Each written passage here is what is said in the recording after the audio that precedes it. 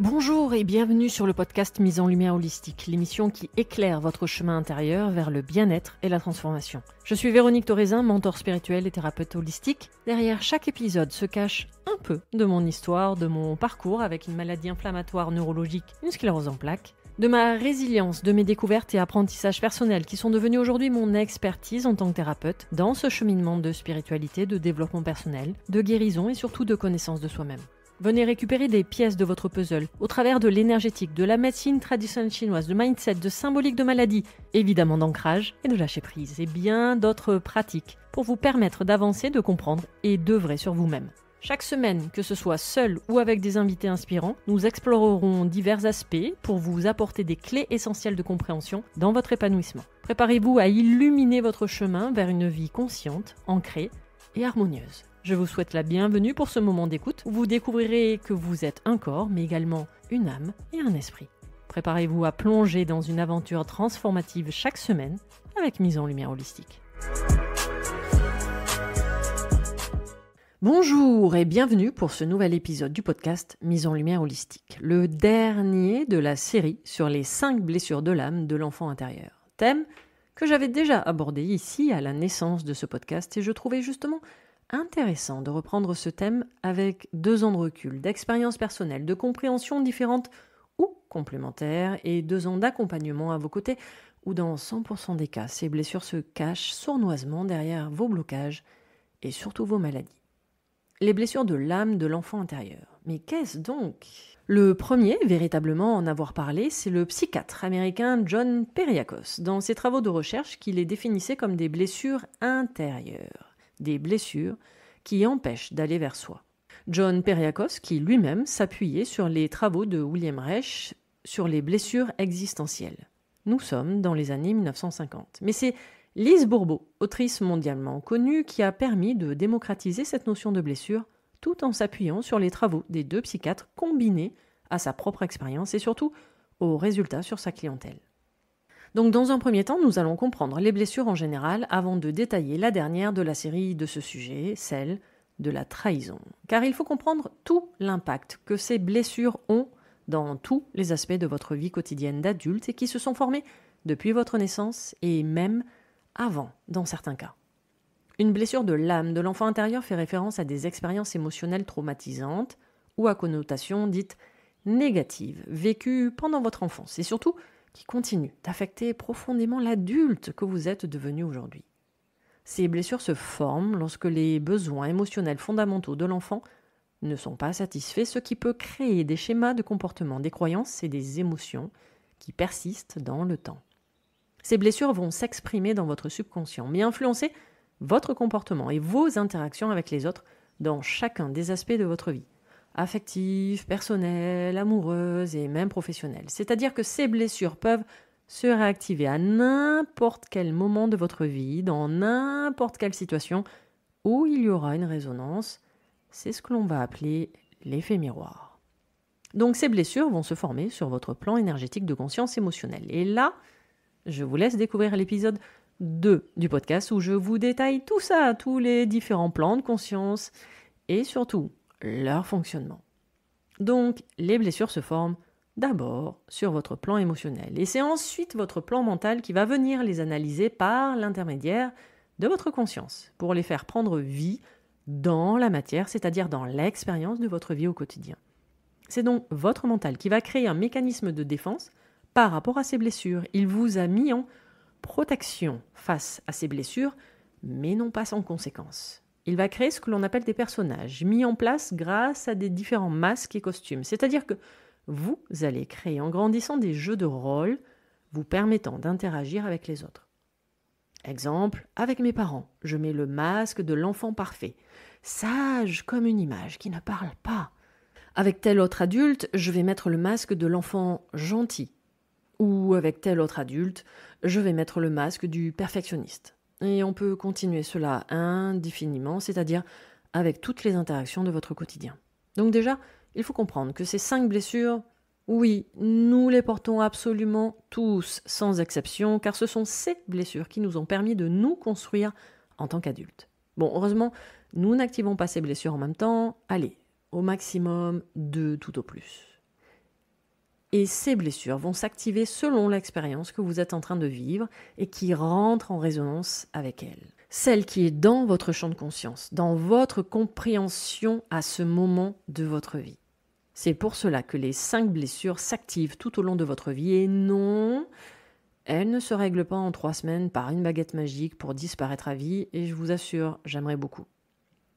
Vous allez régler votre blessure à votre niveau énergétique de conscience de CP, par exemple. Et celle-ci va se réactiver lorsque vous passerez en classe supérieure, en CE1, mais différemment, vous montrant des aspects plus profonds, couche après couche. Et c'est pour cela que le développement personnel, ou plutôt l'exploration de votre être, devrais-je dire plus exactement, est l'histoire de toute votre vie.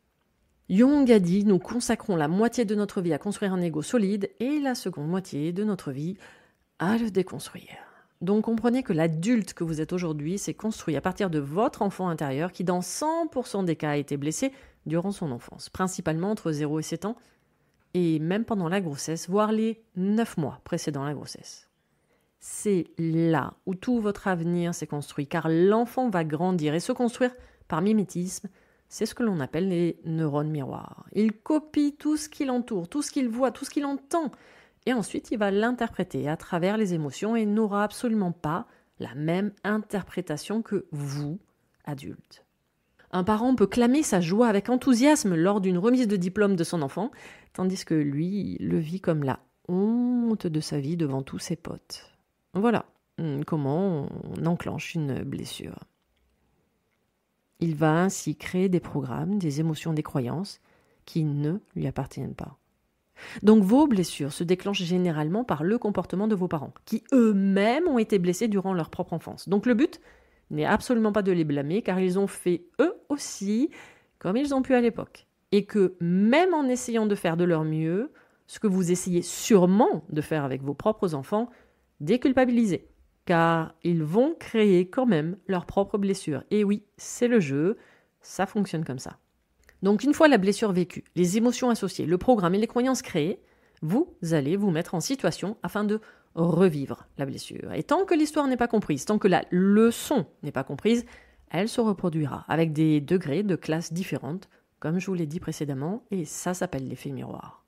Donc il faut comprendre que ces blessures vont créer des failles qui vont se transformer en souffrance dans la matière sous forme de maladies, d'accidents, de blocages psychiques, physiques, émotionnels.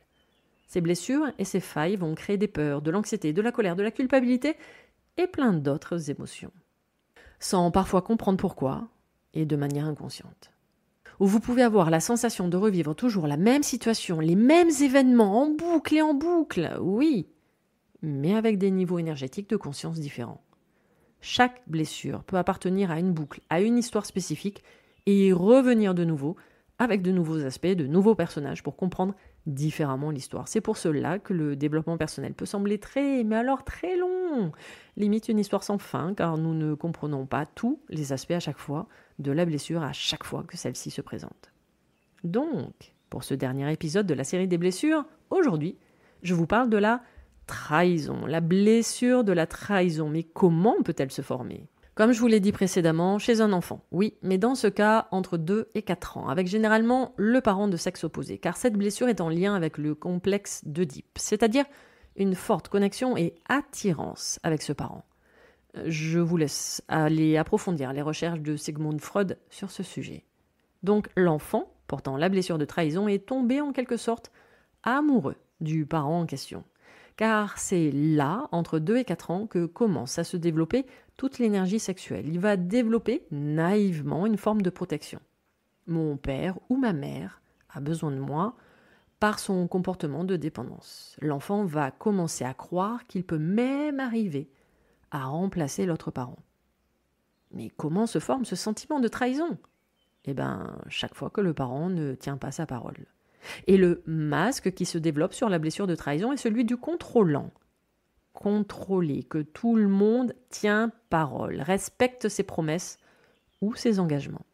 Les personnes portant la blessure de trahison prennent de la place, et dans tous les sens du terme. Même si leur corps ne semble pas gros, ils semblent forts, et c'est pour cela que les personnes semblent être des personnes fortes, toujours dans tous les sens du terme. La force, justement, est l'une des caractéristiques du contrôlant. Force, courage, capacité, exigence, responsabilité, promesse font partie de son être, physique et mental. Lâcheté, bassesse, manque de courage sont des signes de trahison pour ces personnes. Lâcher un projet, ne pas tenir ses promesses sont inconcevables pour un contrôlant. Et s'il doit faire face à ces différentes situations, il peut même arriver au stade du mensonge pour se justifier et essayer de s'en sortir. Mais comment cette blessure de trahison peut se traduire dans votre vie concrètement ? D'abord, voyons ensemble sur le plan physique, avec des tensions musculaires, des raideurs, des tensions fréquentes dans le corps, notamment au niveau des épaules et du dos, dues à un état de vigilance constant et à un besoin de contrôle de la part de votre mental. Également des problèmes digestifs. On peut retrouver ces troubles sur les nombreuses blessures et un approfondissement personnalisé permet vraiment de déterminer la blessure principale sur ce sujet. Donc des troubles tels les ulcères, le syndrome de l'intestin irritable ou autres problèmes gastro-intestinaux, souvent déclenchés par le stress et l'anxiété, liés à la trahison. D'être sur le qui-vive tout le temps, en tension constante. De la fatigue chronique, avec cette sensation persistante de fatigue et d'épuisement, même après une période de repos, en raison de la lutte intérieure du contrôle de votre mental, qui ne sait jamais se mettre au repos. Peuvent apparaître des problèmes cardiovasculaires avec des palpitations cardiaques, de l'hypertension artérielle ou autres problèmes cardiaques liés au stress chronique, à l'anxiété. La personne portant la blessure de trahison vit dans la colère et la frustration permanente, avec ce sentiment fréquent de colère, de frustration, de rancune envers ceux perçus comme ayant trahi, ou encore de la méfiance en prévision de futures trahisons, entraînant de la méfiance et suspicion dans toutes les interactions. La personne a tendance à être méfiante et à ne pas faire confiance aux autres par peur d'être à nouveau trahi, entraînant un contrôle excessif, avoir besoin de tout contrôler dans sa vie et celle des autres, oui, pour éviter de nouvelles trahisons. Alors cette blessure, comme d'autres par ailleurs, cache une faible estime de soi-même, car elle crée un sentiment d'insécurité et de doute sur sa propre valeur, souvent masqué par un comportement de façade confiant. Quel comportement dans sa vie au quotidien reflète une blessure de la trahison ?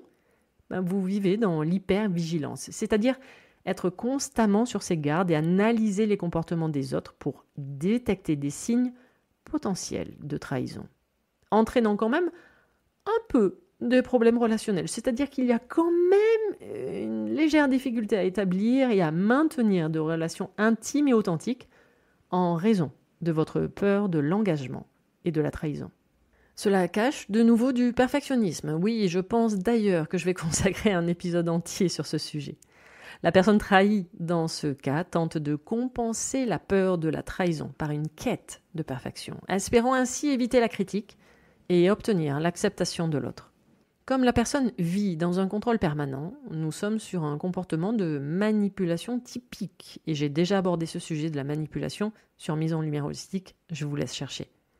Donc la personne trahie et contrôlante sait parfaitement manipuler les situations ou les personnes pour maintenir ce contrôle et éviter d'être trahie. Et surtout, cela sera comme elle veut, comme elle l'aime, et ainsi ne sera jamais déçue.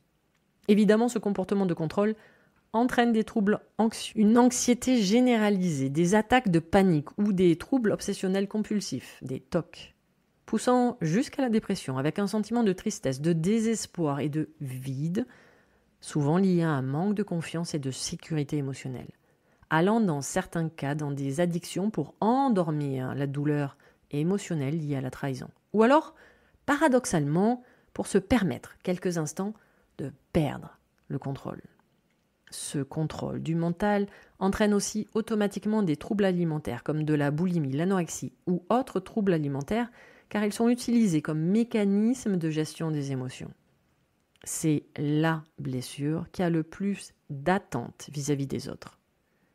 Ce sont ces situations où la personne contrôlante va faire confiance ou non, comme si vous passiez un test en face d'elle.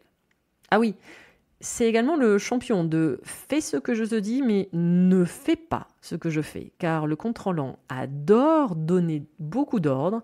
Par contre, les ordres qu'il vous donne, il n'est même pas capable de se les appliquer. Force est le mot du contrôlant, créant ainsi une forte personnalité. Il a de très fortes croyances et veut que tout le monde y adhère. Il est donc convaincu d'avoir raison et peut convaincre les autres. Et si quelqu'un le comprend, le contrôlant est persuadé que la personne est d'accord avec lui, alors que ce n'est peut-être pas le cas. Un contrôlant comprend rapidement pour jauger les personnes ou les situations, car il se place dans le rôle de l'observateur facilement. C'est pour cela que les personnes lentes l'ennuient très rapidement. Par conséquent, il veut que tout aille vite autour de lui, les situations et surtout les personnes. Sinon, cela va créer de la frustration et même de la colère chez lui. Il est très compétitif et peut même parfois changer les règles, oui, quand ça l'arrange. Donc un contrôlant doit travailler sur sa colère, son agressivité dans certains cas, son impatience, oui, bonjour instant présent, et son intolérance également. Oui, il coupe facilement la parole par exemple. Mais pour votre survie, surtout, ne lui coupez jamais la sienne, parce qu'il va vite vous juger. Par conséquent, une personne contrôlante a beaucoup de difficultés à déléguer, surtout si l'autre personne est plus lente qu'elle. Et en plus, cela signifie faire confiance, ce qui est très compliqué pour elle. Elle pense même être indispensable dans certains cas. C'est pour cela que les contrôlants peuvent donner l'impression de tout savoir et de tout voir, comme une tour de contrôle. Voir si tout est fait selon leurs propres exigences. Un autre paradoxe, les contrôlants ne se supportent pas entre eux. Oui, ça crée une légère guerre d'ego. Et en plus, ils ne supportent pas l'autorité. Et encore moins ce qui ressemble à des injonctions. Oui, normal, puisque d'habitude, c'est eux qui les donnent, ces injonctions. Et comme ils pensent mieux savoir, donc mieux faire, il impose sa vision et ses croyances. Et il en est convaincu grâce à sa force de persuasion. Un côté un peu autoritaire, dont seul lui n'a évidemment pas conscience, puisque seule sa réputation est importante.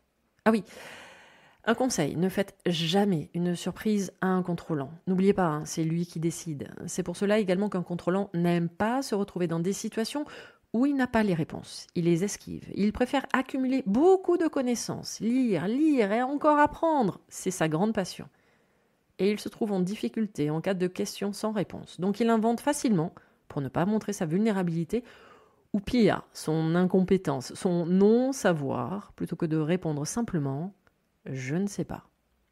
Même sur l'alimentation, la personne va garder le contrôle. C'est pour cela qu'elle mange rapidement pour ne pas perdre de temps. Manger d'ailleurs n'est vraiment pas sa priorité, surtout lorsqu'elle effectue une tâche importante. Et inversement est contradictoire, quand la personne veut manger, c'est avec plaisir, limite de la jouissance, et parfois manger plus que de raison. Alors, guérir de la blessure de trahison, comme les 4 autres blessures par ailleurs, implique un processus de prise de conscience, d'acceptation et de transformation intérieure. Voyons donc quelques clés pour guérir cette blessure. Première étape indispensable, oui, je sais, c'est une injonction autoritaire, prendre conscience de cette blessure. Cette première étape consiste à reconnaître et accepter que vous portez en vous cette blessure de trahison en cet instant, dans l'expérience du jeu que vous êtes en train de vivre selon votre champ de conscience de l'instant.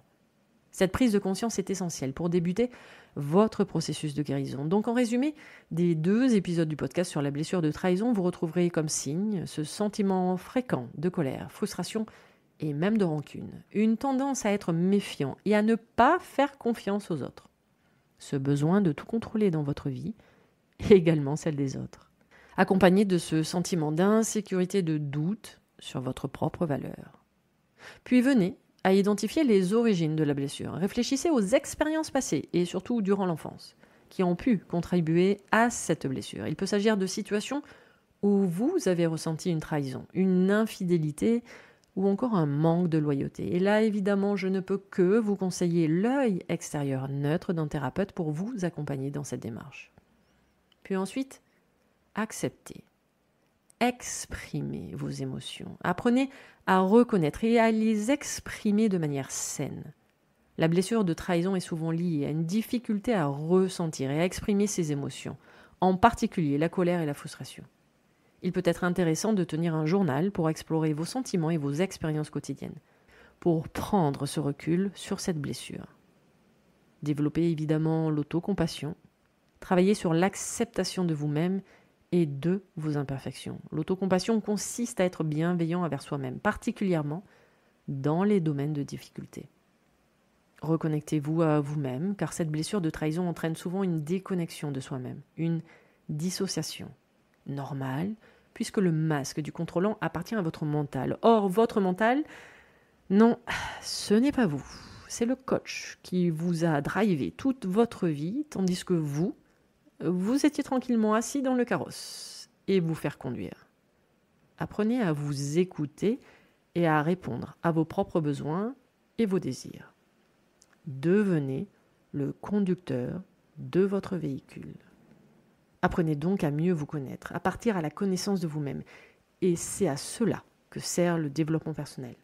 Rappel, le développement personnel, c'est une boîte à outils, c'est pas un métier. Pratiquez également des activités qui vous passionnent et qui vous rendent heureux.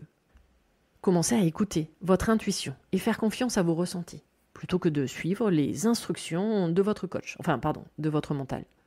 Faites évoluer ou changer carrément vos relations. Travaillez à établir des relations saines et équilibrées, où la loyauté et la confiance mutuelle sont présentes. Apprenez à communiquer vos besoins et vos limites de manière bienveillante et surtout sans manipulation.